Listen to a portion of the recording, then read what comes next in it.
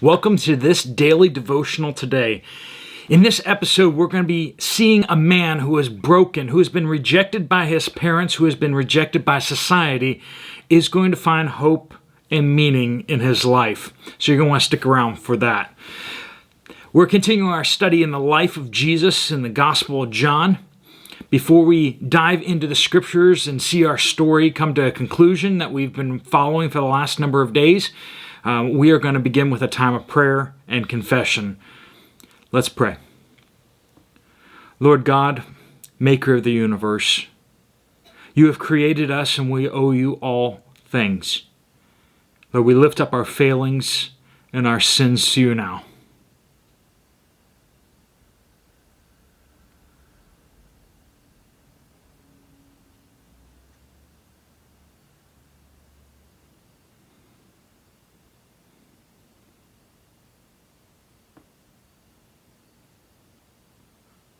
Lord, we praise you that all that we confess to you and look to Jesus Christ for forgiveness for, we will find redemption. Lord, we pray that you would open our eyes and our hearts to hear what you have to say to us this day. Lord, please give us the strength to walk in the way that you reveal to us, no matter how hard it may be. Lord, we pray all these things according to your powerful name. Amen. We're picking up in John chapter 9, in verse 35. We have been following this blind man who is born blind, that Jesus, walking past him, heals him. Makes some mud, smears it on the guy's eyes, and says, "Go to the pool of Siloam and wash your eyes, and you will be healed." So the man goes and he is healed, but there's a lot of people who don't like Jesus who are very upset by this. They say because Jesus healed on the Sabbath, but really it is because Jesus is saying that people can now have direct access to God and they don't have to go through the money changers. They don't have to pay all these temple taxes. They don't have to bow down and worship and prostrate themselves before the Jewish leaders anymore. They can go directly to God through Jesus Christ. This cuts out their business, and they are very, very upset. And they are dead set on finding some kind of things to trump up charges on him. So what do? They take it out on this poor man. His parents throw him under the bus. When they bring them in and say, "Who is this?" They say, "Yeah, he's our son, but we don't know how he got healed. You got to ask him," because they're afraid that they're going to be ostracized by society. So he stands up, and they're trying to get him to change his story, and he doesn't. He won't. He says, "This is the truth. This is what I know, that he opened my eyes, and yet you don't know who he is." John chapter 9, verse 35. Jesus heard that they had thrown the man out of the synagogue, basically banished him, ostracized him. And when Jesus found him, he asked, "Do you believe in the Son of Man?" Now that's code for Messiah. Do you believe in the Messiah or the Savior? "Who is he, sir, that I may believe in him?" he asked. Jesus answered, "You have seen him. In fact, he is the one speaking with you." "I believe, Lord," he said, and he worshipped him. Jesus said, "I came into this world for judgment, in order that those who do not see will see, and those who do see will become blind." Some of the Pharisees who were with him heard these things and asked him, "We aren't blind too, are we?" "If you were blind," Jesus told them, "you wouldn't have sin. But now that you say we see, your sin remains." After losing everything, he has been rejected by his parents. He's been blind and begging for his entire life. The only ones who have watched over him at all have been his parents, and he gets his sight back, and how quickly do his parents betray him, his only friends. And this society that he is now allowed to re-enter immediately rejects him because he refuses to lie. The man is broken. You can see that. He was broken before Jesus came to him, and this whole being healed thing hasn't worked out exactly how he expected. He expected to be welcomed back by his family, to be welcomed into society. But that's not what happens. Because of Jesus, this man is rejected by both his family and society. So Jesus wants to come and help him, gives him some money, gives him some tips, right, on how to... I mean, seriously, this man is hurting. He is in need. How dare Jesus do anything other than try to help ease this man's pain, shame, and psychological scars. But in verse 35, after losing everything, Jesus asks him if he believes in the Messiah. Whoa, calm down, Jesus. This isn't the time for a gospel presentation. This man needs assistance, right? That's not how Jesus sees it.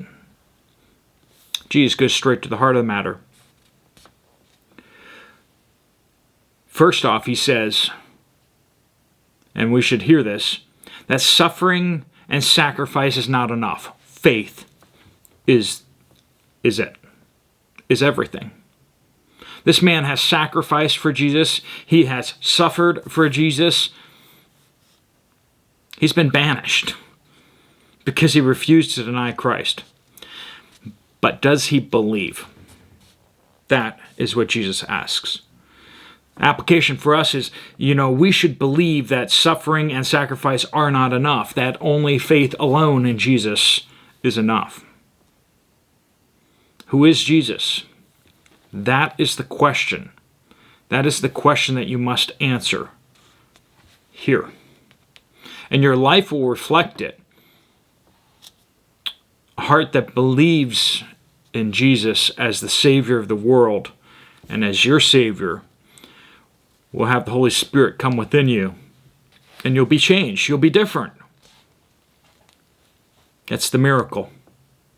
But secondly, let's also take this application too. We should never say a person is not ready for Christ because they are in a crisis. We sometimes can look at people and say, well, first this mess needs to get cleaned up before we can talk to them about Jesus. Don't do that.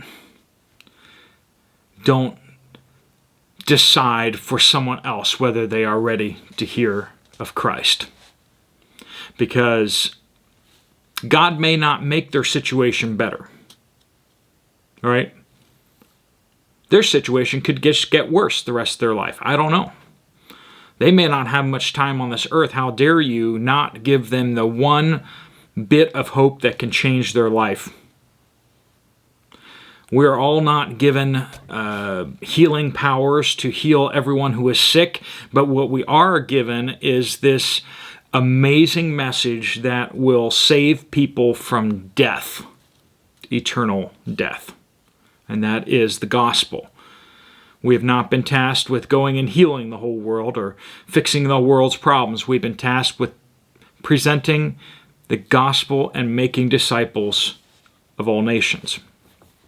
Verse 36 and 37, we see the man asks, who is this Messiah? But notice he says, that I may believe in him. The man clearly is broken, and he is ready to believe. He is ready to believe. He doesn't have anything left. He doesn't have anything left in himself. And like him, we need to come to the end of our own strength, or as I like to call it, our OK-ness. Are you okay? Oh, okay, I'm okay too. Yeah. If you're okay, you don't need a Savior. If you're okay, you don't desperately need God to save you today. You won't wake up in the morning and immediately fall to your knees at the side of your bed and pray with desperation for the Lord to deliver you today. If you're okay, you don't need God. You're good enough as it is. I remember when I was sharing the gospel with this young man, and he spent a long time telling me how okay he was and how he had found comfort. And he had some lizards that were his pets, and they were the joy of his life. And he told me how that they alone were what gave him comfort in life. And he was not understanding why, as much as he prayed for salvation, he wasn't able to find salvation. And after a long time of him talking about how much comfort he found in his lizards, I remember I just got up, I just started packing my backpack, and I started to kind of walk away. I didn't say anything. He said, like, "What? Where are you going?" And that's when I said, "Well, you don't need Jesus. You have your lizards." And the look on his face, it was just like you could see the wheels were turning behind his eyes, and he got it.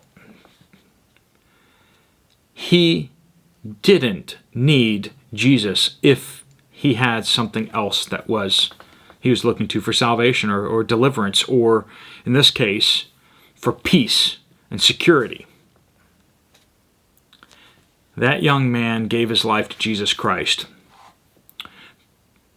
because he realized that he needed to smash his idols of these lizards.